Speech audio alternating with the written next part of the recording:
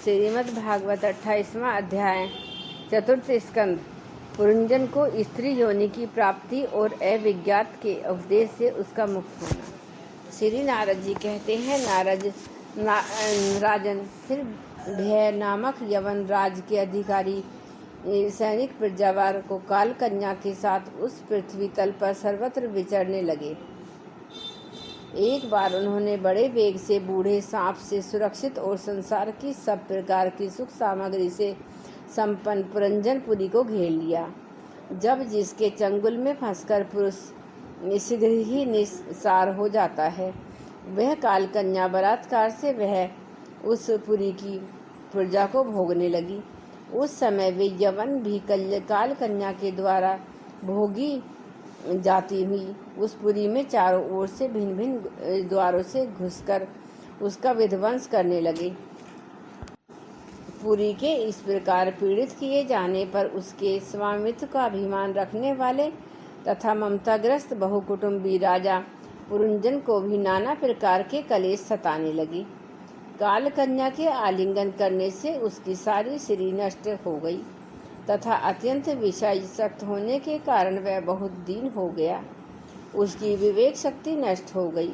गंधर्व और यवनों ने बलात्कार से उसका सारा ऐश्वर्य लूट लिया। उसने देखा कि सारा नगर नष्ट भ्रष्ट हो गया। पुत्र पौत्र मृत्य और आत्म वर्ग प्रतिकूल होकर अनादर करने लगे। स्त्री सन्ही शून्य हो गई। मेरी देह को काल कन्या ने वश में कर रखा है और पांचाल देश शत्रुओं के हाथ में पड़कर भ्रष्ट हो गया है। यह सब देखकर राजा पुरंजन अपार चिंता में डूब गया और उसे उस विपत्ति से छुटकारा पाने का कोई उपाय न दिखा। यह सब देखकर राजा पुरंजन अपार चिंता में डूब गया और उसे उस विपत्ति से छुटकारा पाने का कोई उपाय नहीं दिखा। काल कन्या ने जिन्हें निस्सार कर दिया था, उन्हीं भोगों की लालसा से वह दीन था। अपनी परलौकिक की गति और बंधुजनों के स्नेह से वंचित रहकर उसका चित्त केवल स्त्री और पुत्र के लालन पालन में ही लगा हुआ था। ऐसी अवस्था में उसने बिछोड़ने की इच्छा न होने पर भी उसे उस पुरी को छोड़ने के लिए बाध्य होना पड़ा, क्योंकि उसे गंधर्व और यवनों ने घेर रखा था तथा काल कन्या ने कुचल दिया था। इतने में ही यमनराज भय के बड़े भाई प्रज्वार ने अपने भाई का प्रिय करने के लिए उसे उस सारी पुरी में आग लगा दी।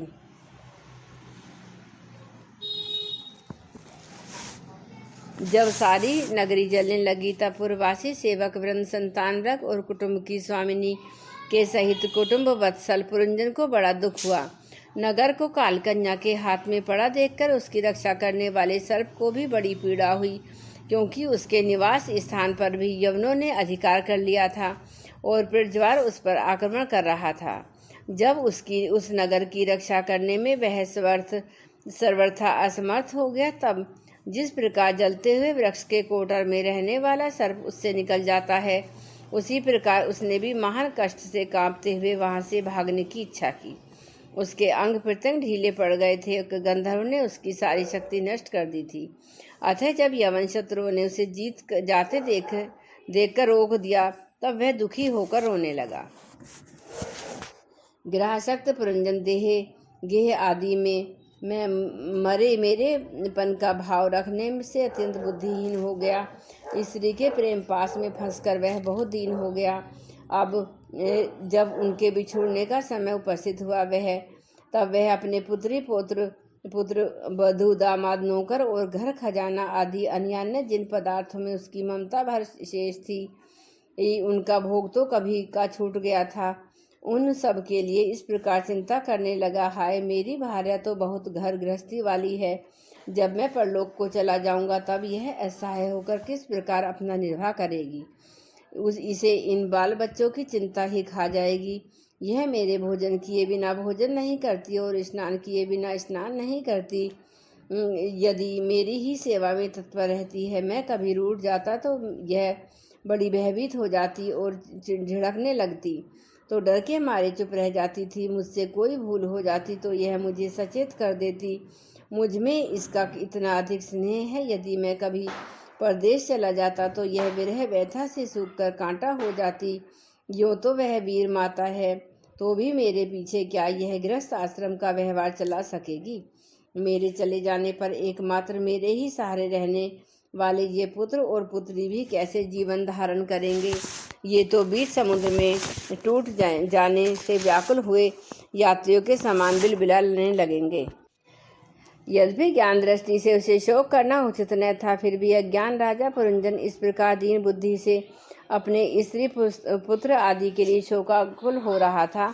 इसी समय उसे पकड़ने के लिए वहां भयानक नामक यवन राज आधम का जब यवन लोग उसे पशु के समान बांधकर अपने स्थान को ले चले, तब उसके अनुचरण अत्यंत आतुर और शोकाकुल होकर उसके साथ हो लिए। यवनों द्वारा रोका हुआ सर्प भी उस पुरी को छोड़कर इन सब के साथ ही चल दिया। उसके जाते ही सारा नगर छिन्न-भिन्न होकर अपने कारण में लीन हो गया। इस प्रकार महाबली यवन राज के बलपूर्वक खींचने पर भी राजा पुरंजन अज्ञानवश अपने हितैषी एवं पुराने मित्र अविज्ञात का स्मरण नहीं किया। उस निर्दय राजा ने जिन यज्ञ पशुओं को बलि दी थी, वे उसकी दी हुई पीड़ा को याद करके उसे क्रोधपूर्वक कुठारों से काटने लगे। वह वर्षों तक विवेकहीन अवस्था में अपार अंधकार में पड़ा निरंतर कष्ट भोगता रहा। स्त्री की आसक्ति से उसकी यह दुर्गति हुई कि अंतिम समय में पुरंजन को उसी का चिंतन बना हुआ था। इसलिए उस दूसरे जन्म में वह निरप श्रेष्ठ विदर्भ राज के यहाँ सुंदरी कन्या होकर उत्पन्न हुआ। जब वह विदर्भ नंदिनी विवाह योग्य हुई, तब विदर्भ राज ने घोषित कर दिया कि इसे सर्वश्रेष्ठ पराक्रमी वीर ही ब्याह सकेगा। तब शत्रुओं के नगरों को जीतने वाला पांडे नरेश महाराज मल्लध्वज ने समर भूमि में समस्त राजाओं को जीतकर उसके साथ विवाह किया।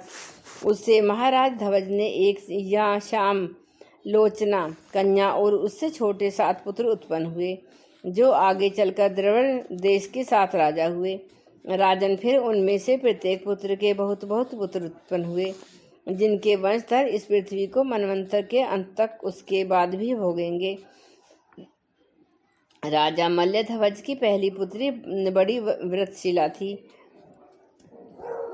उसके साथ अगस्त ऋषि का विवाह हुआ।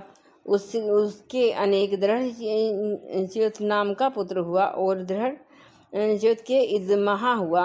अंत में राज ऋषि मल्लध्वज पृथ्वी को पुत्रों में बांटकर भगवान श्री कृष्ण की आराधना करने की इच्छा से मल्ल पर्वत पर चले गए। उस समय चंद्रिका जिस प्रकार चंद्रदेव का अनुसरण करती है, उसी प्रकार मतलोचना वैधिवी ने अपने घर पुत्र और समस्त भोगों को तिलांजलि दे पांडे नरेश का अनुगमन किया। वहाँ चंद्रवसा, ताम्रपर्णी और वटोद की नाम की 3 नदियाँ थीं। उनके पवित्र जल में स्नान करके वे प्रतिदिन अपने शरीर और अंतःकरण को निर्मल करते थे। वहाँ रहकर उन्होंने कंद, बीज, मूल, फल, पुष्प, पत्ते, तृण और जल से भी निर्वाह करते हुए बड़े कठोर तप किया। इससे धीरे धीरे उनका शरीर बहुत सूख गया। महाराजा मल्लध्वज ने सर्वत्र सृष्टि रखकर शीत, उष्ण, वर्षा, वायु, भूख, प्यास, प्रिय अप्रिय और सुख दुख आदि सभी द्वंद्वों को जीत लिया। तप और उपासना से वासनाओं को निर्मूल किया तथा यम नियम आदि के द्वारा इंद्रिय, प्राण और मन को वश में करके वे आत्मा में ब्रह्म भावना करने लगे। इस प्रकार 100 दिव्य वर्षों तक स्थानों के समान निश्चल भाव से एक ही स्थान पर बैठे रहे। भगवान वासुदेव में सुदृढ़ प्रेम हो जाने के कारण इतने समय तक उन्हें शरीर आदि का भी मान न हुआ।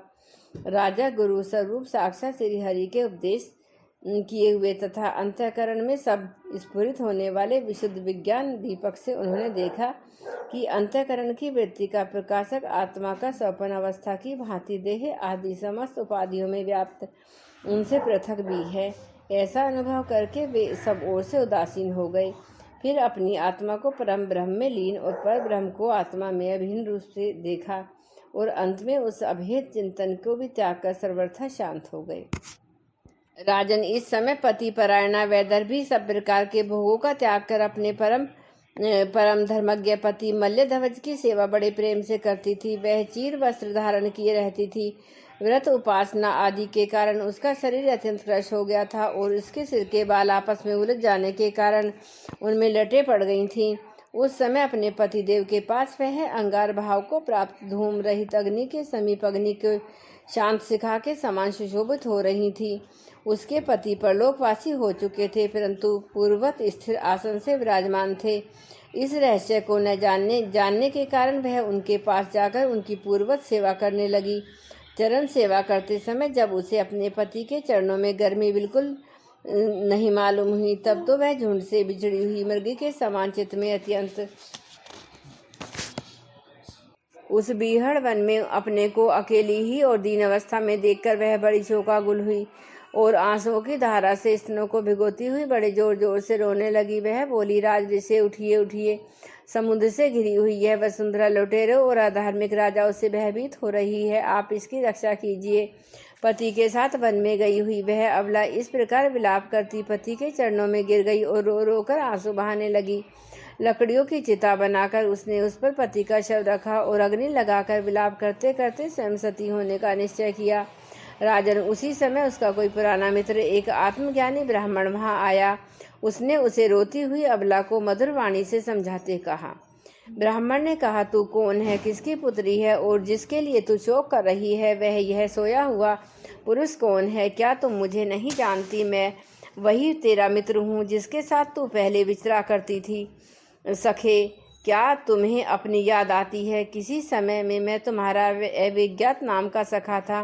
तुम पृथ्वी के भोग भोगने के लिए निवास स्थान की खोज में मुझे छोड़कर चले गए थे।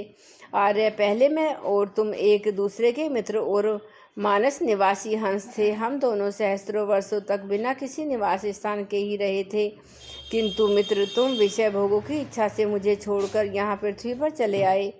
यहाँ घूमते घूमते तुमने एक स्त्री का रचा हुआ स्थान देखा। उसमें 5 बगीचे, 9 दरवाजे, 1 द्वारपाल, 3 परकोटे, 6 वैश्यकुल और 5 बाजार थे। वह 5 उपादान कारणों से बना हुआ था और उसकी स्वामिनी एक स्त्री थी। महाराज, इंद्रियों के 5 विषय उसके बगीचे थे। 9 इंद्रिय छिद्र द्वार थे, तेज जल अन्न, 3 परकोटे तथा मन, 5 ज्ञान इंद्रिया, 6 वैश्यकुल थे, क्रिया शक्ति रूप कर्म इंद्रिया ही बाजार थीं, 5 भूत उसके कभी क्षीर्ण होने वाले उपादान कारण थे और बुद्धि शक्ति ही अपनी स्वामिनी थी। यह ऐसा नगर था जिसमें प्रवेश करने पर पुरुष ज्ञान शून्य हो जाता है, अपने स्वरूप को भूल जाता है। भाई, उस नगर में उसकी स्वामिनी के फंदे में पड़कर उसके साथ विहार करते करते तुम भी अपने स्वरूप को भूल गए और उसी के संग से तुम्हारी यह दुर्दशा हुई। देखो, तुमने तो विदर्भ राज की पुत्री ही हो और न यह वीर मल्यध्वज तुम्हारा पति ही, जिसने तुम्हारी 9 द्वारों के नगर में बंद किया था। उस पुरंजनी के पति भी तुम नहीं हो। तुम पहले जन्म में अपने को पुरुष समझते थे और अब सती स्त्री मानते हो। यह सब मेरी ही फैलाई हुई माया है। वास्तव में तुम न पुरुष हो न स्त्री, हम दोनों तो हंस हैं। हमारा जो वास्तविक स्वरूप है उसका अनुभव करो मित्र। जो मैं ईश्वर हूँ वही तुम हो, तुम मुझसे भिन्न हो नहीं हो। तुम विचार पूर्वक देखो, मैं भी वही हूँ जो तुम हो। ज्ञानी पुरुष हम दोनों में कभी थोड़ा सा अंतर नहीं देखते। जैसे एक पुरुष अपने शरीर की परछाई की शीशे में और किसी व्यक्ति के नेत्र में भिन्न भिन्न रूप से देखता है, वैसे ही एक ही आत्मा विद्या और अविद्या की उपाधि के भेद से अपने को ईश्वर और जीव के रूप में 2 प्रकार से देख रहा है। इस प्रकार जब हंस ने उसे सावधान किया तब वह मानसरोवर हंस अपने स्वरूप में स्थित हो गया और उसे अपने मित्र के विछोह से भूला हुआ आत्मज्ञान प्राप्त हो गया।